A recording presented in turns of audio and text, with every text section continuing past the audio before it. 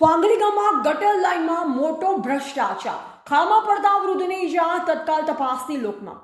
પાટણ જિલ્લાના સાંતલપુર તાલુકાના ફાંગલી ગામમાં ગટર લાઇન બાંધકામમાં ભ્રષ્ટાચારની ગંભીર શક્યતાઓ વચ્ચે હવે ગ્રામજનોમાં ભારે રોષ જોવા મળી રહ્યો છે. આજે સવારની ઘટના ફાંગલી ગામના લોકોના આક્ષેપો વધુ મજબૂત બનાવી રહી છે.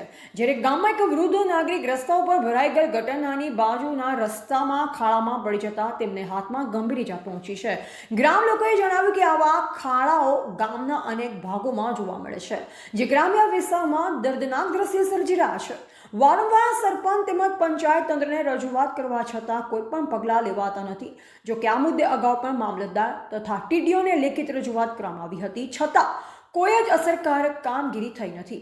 સ્થાનિક રહેવાસીઓનો આક્ષેપ છે કે ગટર લાઇનના કામમાં નક્કર ગુણવત્તા અને પર્યાપ્ત દેખરેખ વગર કામગીરી કરાતા આજે આવા બનાવ બનવા મજબૂર બન્યા છે. જો આવી સ્થિતિ ચાલુ જ રહી તો આજે નહીં તો કાલે કોઈ બાળક કે વૃદ્ધ વધુ મોટી ઈજા પામશે તેમ ગ્રામજનો ચીમકી આપી રહ્યા છે. હવે ગ્રામ લોકોએ તંત્રને ખડેપગે તપાસ કરી જવાબદાર તત્વો સામે કાર્યવાહી કરવાની તથા ખાડાઓ તુરંત ભરવાની જોરદાર માંગ ઉઠાવી છે.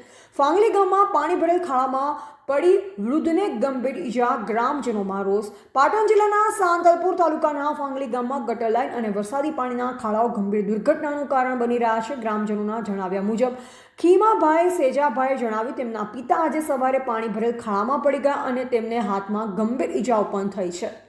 ગ્રામજનોનું માનીએ તો આવા ખાડાઓમાં ગામમાં અનેક જગ્યાએ જોવા મળે છે, છતાં સરપંચ અને સ્થાનિક તંત્ર કોઈ જ પગલાં નથી લઈ રહ્યા. વૃદ્ધના ખાડામાં પડ્યા બાદ ગ્રામજનોમાં ભારે રોષ ફેલાયો છે. તેઓ હવે તાત્કાલિક પગલાં લેવા તંત્રને રજૂઆત.